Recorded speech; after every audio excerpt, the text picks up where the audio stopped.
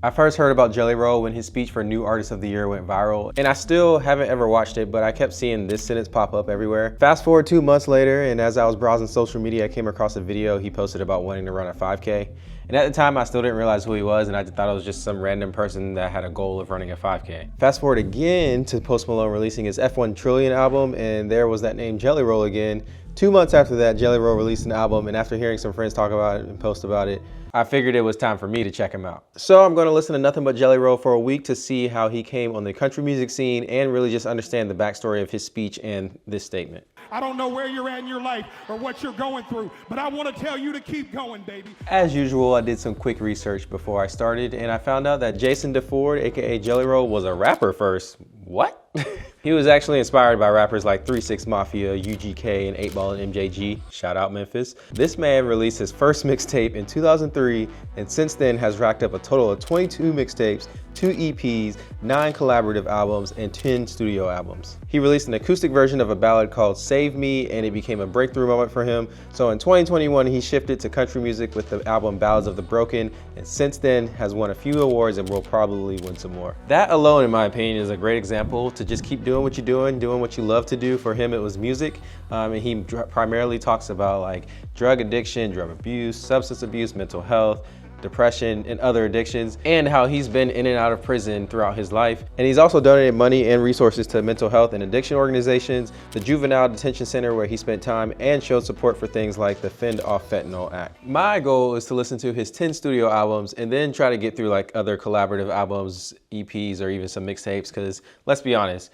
that's a lot of music and I don't think I can get through all that in a week, but I'm gonna do the best I can.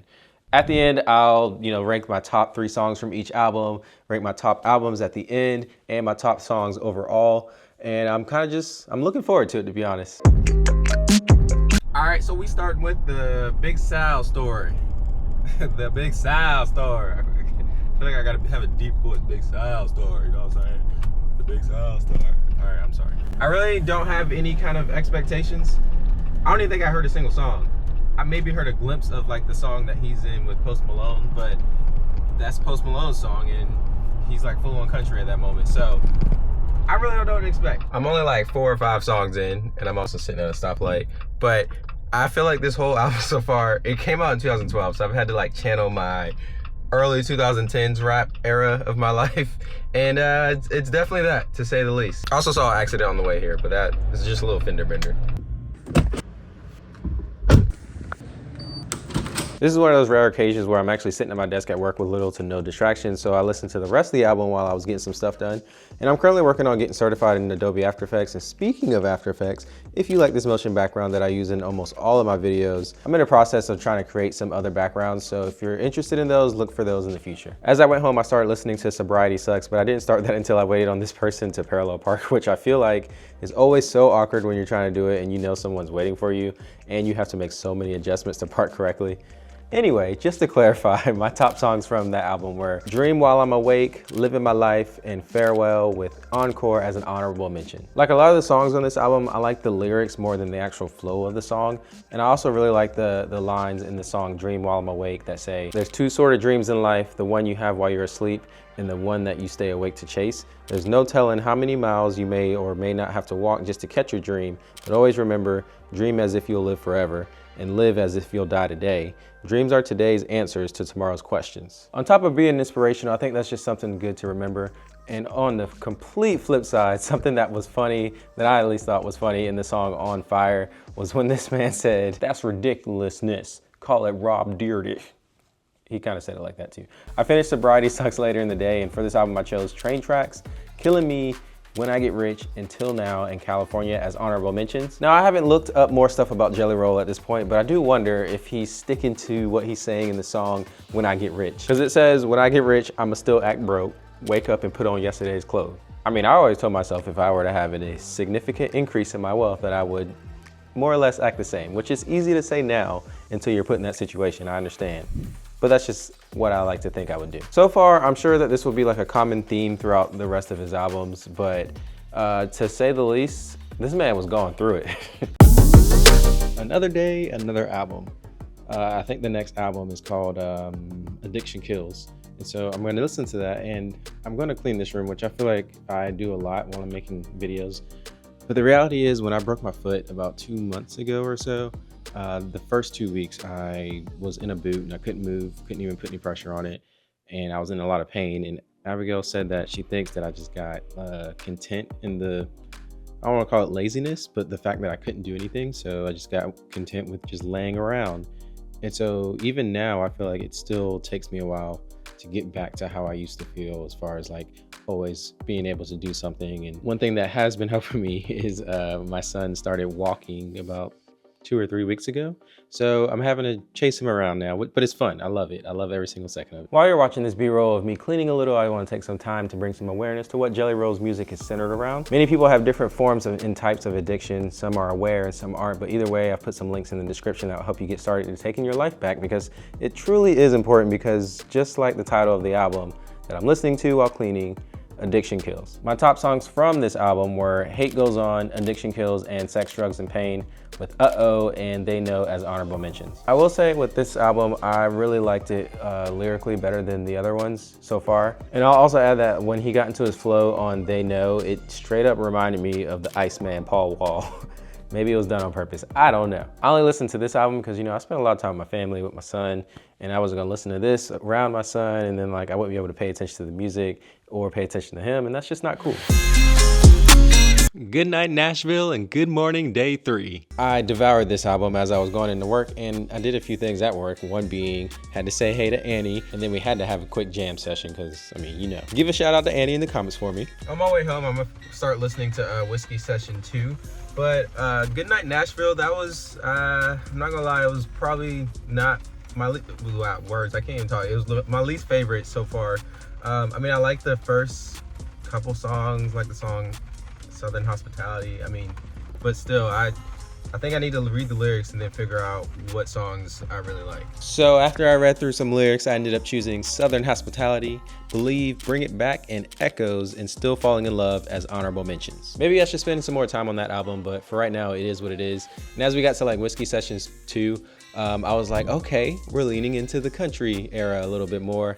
And that was based off of the first song. I think it's Roll Up 1 or whatever. But overall, I chose Juggling Chainsaws as number 1, followed by Sunday Morning and What You Waiting For. And then I had Lot to Learn as an honorable mention. Just for extra confirmation in the song Juggling Chainsaws, he said, I grew up on 8 Ball and NJG, Old Bun B, and the late Pimp C. Real Southern boy, I grew up in Tennessee. 3-6 Mafia helped to raise me. Sorry, I got in a little flow there. I just feel like most people who may not know who Jelly Roll is, they wouldn't have expected him to like say that he had that kind of upbringing as far as musically. Now, I know he probably listened to other genres outside of just, you know, 3-6 Mafia and Crew, but I don't think people would have thought that he had that base of music or whatever. I don't even think people thought that or know that he raps or has the ability to still. Other than that, I'll just say whoever was singing on the song Lot to Learn, they were giving me like a John Legend vibe. I don't know who it was, but maybe it was John Legend. It wasn't John Legend. And I could be wrong, but this is my own interpretation, but I feel like he was kind of like testing the waters with country music a little bit there in this album, especially through tracks 7 through 10. But like those tracks also like had a perfect blend of like country and rap and a little bit of rock. So like he was just kind of experimenting, but maybe that's just who Jelly Roll is. So it was just him being him, you know? Good morning.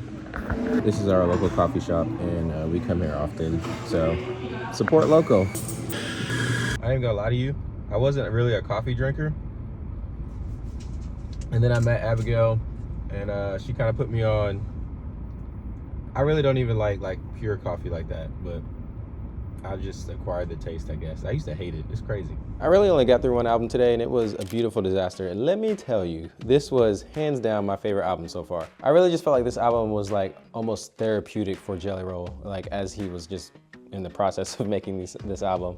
I don't know if that's right, but that's just how I felt. As far as favorites, give me Life, I Need You, and Creature. And then I have Bottle and Mary Jane, Pill Talkin', and The Bottom as honorable mentions. One thing I wanted to point out that I kind of just noticed in other albums is that he said this in Pill Talking. I don't know why, but I'm in love with self-deprecation. I feel that like in different reasons, but at the same time, I know that he knows where he came from and all the things that he's been through, so I understand to that degree why he would be self-deprecating to himself. But as he's expressed through his music, he is better and continuously getting better, and I just can hope that he continues on this path. I mean, we could all be better in different areas, but I just hope that he's continuing to get better.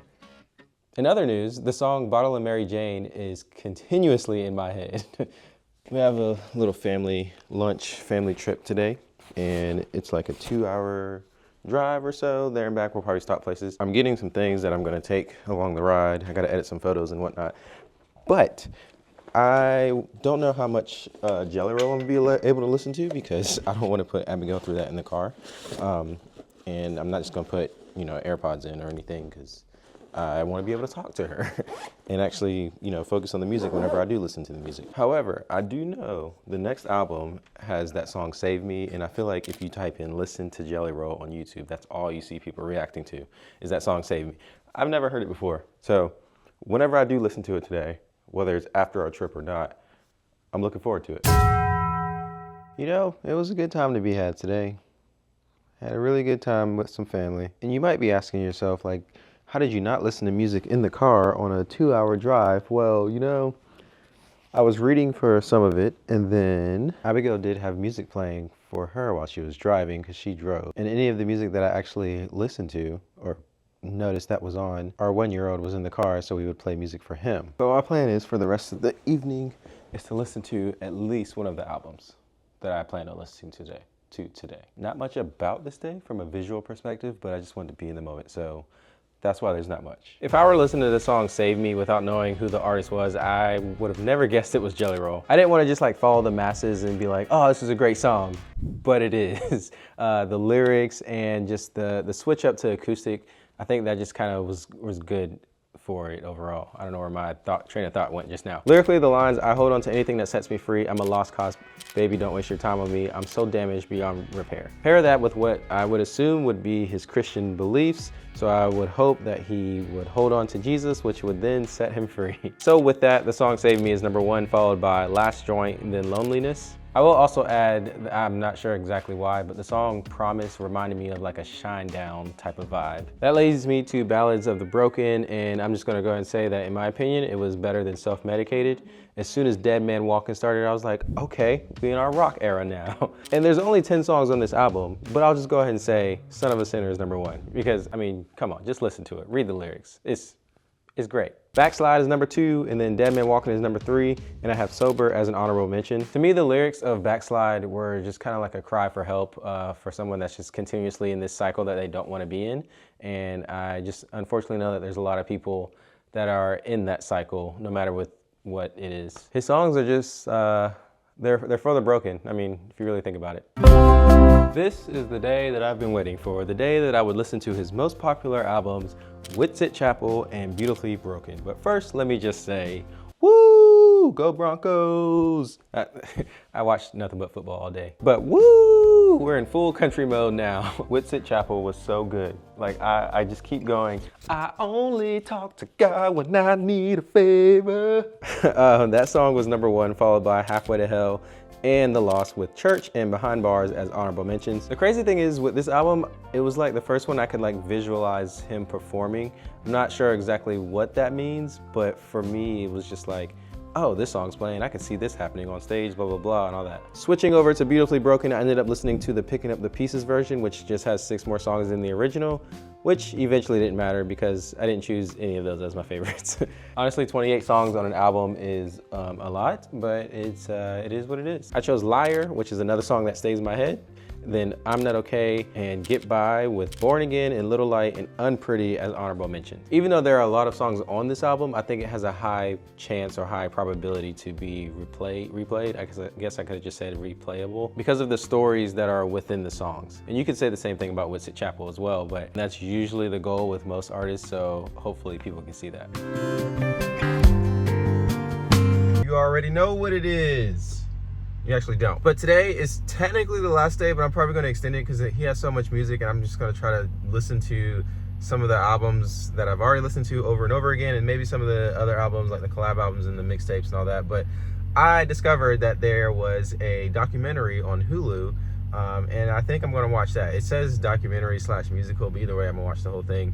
And hopefully it'll just give me more of an insight to Jelly Roll's life, even though I've learned a lot based off of the songs. But I just hope that it kind of gives me more into who he is as a person, who he is as an artist, maybe his upbringing, maybe the way he lives now, if he still acts broke, if now that he's quote unquote rich. I'm actually looking forward to it, because every time I do an artist and I look at their like documentary stuff, that's when I like see and find out who they are as people or as a person. So I always enjoy those. Maybe I should watch more of them in general. So if you haven't noticed, a reoccurring character in my videos, a guy I work with, his name's Michael.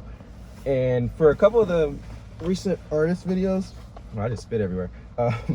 I've been asking him if he's heard of this artist that I'm, listening and discovering. And I can almost guarantee you that he has never heard of Jelly Roll. If he did, and if he knows a couple songs, I will be pleasantly shocked. All right, so do you know who Jelly Roll is? He's a new one for me because Patricia. You do? I do. What? That's good. Right before I got in here, I was like, I'm pretty sure Michael doesn't know who Jelly Roll is. If you asked me maybe a couple weeks ago, no, but Patricia at her job, they talked about it. Okay. So his country music, because he was a full-on rapper, like full-on. Oh. She said he has good songs. Oh, okay. What's her favorite? What's your favorite song from him? Okay. I'm Not Okay. It's a good one. Yes, that one's touching. It is touching. I ended up listening to Waylon and Willie 4 and Crosses and Crossroads, but the main event was the Save Me documentary on Hulu. Watching that, I felt like it was just like real from the start. I learned a lot more than I probably would have learned just from listening to his music. And, just things like how he's not addicted to any drugs right now, but he still will smoke every now and then to keep his head straight. The choir in the song Need a Favor were the Fisk Jubilee Singers, which are from Fisk University, which is a HBCU in Nashville. And arguably the most important thing was the fact that the news of him being a father saved his life. Two of my favorite things, however, were how Jelly Roll and Bunny basically described themselves as the Adam Families of the country music genre, but at the same time, they love not being another cookie cutter type of country music artist. My other favorite thing was just the fact that he was giving back to the juvenile detention center where he spent time, and went back to like talk to them, and even gave this girl a guitar, acoustic guitar at that, so that she could play and just explore music on her own, stuff like that. It's just, I think it's really cool for people to give back to the community in the first place, but when you give back to like something that was a negative spot in your life, if that makes any kind of sense, I think that's really cool. And lastly, I was just glad that I had a general knowledge of his music before watching this, because during the songwriting scene, I think it just made it more enjoyable as they were going through the song Hold Me. And the same thing happened with the song She, since I now had like a full backstory of how his mom was and what happened with her. And honestly, it just makes that song a very touching song. After watching the documentary, I knew that it meant I had to pick my top songs and top albums. And just so you're aware, like when I'm doing these kind of listen to this artist for 7 days challenges, I do pick my initial like top songs or whatever, but then as I'm editing the video, I still continue to listen to that artist. So even then, during that process, by the time I finish editing the video, my personal top songs might change, but this is all based off of like a first time run through. Anyway, my top songs are Need a Favor, Son of a Sinner, and Bottle and Mary Jane. And then I have I'm Not Okay, The Lost, Save Me, Creature, and Liar as honorable mentions. And I know that's a lot, but I actually liked a lot more than that. My favorite albums were Whitsitt Chapel, A Beautiful Disaster, and then Beautifully Broken. And just for fun, the top songs that stay in my head are Bottle and Mary Jane, Liar, and When I Get Rich. Would I go to a Jelly Roll concert? Yes, I actually just missed the closest stop on his tour right now, but he is going on a tour with Post Malone, so maybe I'll check that out. Will you continue to listen to Jelly Roll? Yeah, I'll listen to his country stuff, his rap stuff, his little bit of rock stuff, and I even wonder how like that's going to influence his next album or his next music or whatever. And even though I don't have like an extensive knowledge of like the country music genre or the country music scene or whatever, I still feel like he's like a good type of different for the country genre.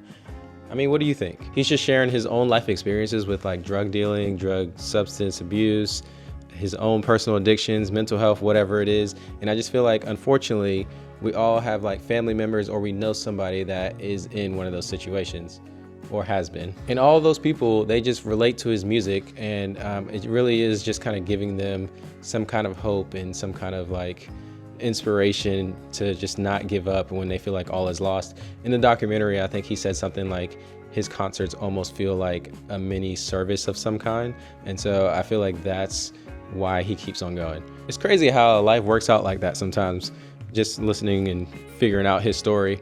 Maybe like there's other areas in my life, I mean, even your life, whatever, that we need to pivot and change some things. And if we realize what they are, maybe we just like have the courage to make that change. Not to be all super inspirational or anything, but I literally just thought about that.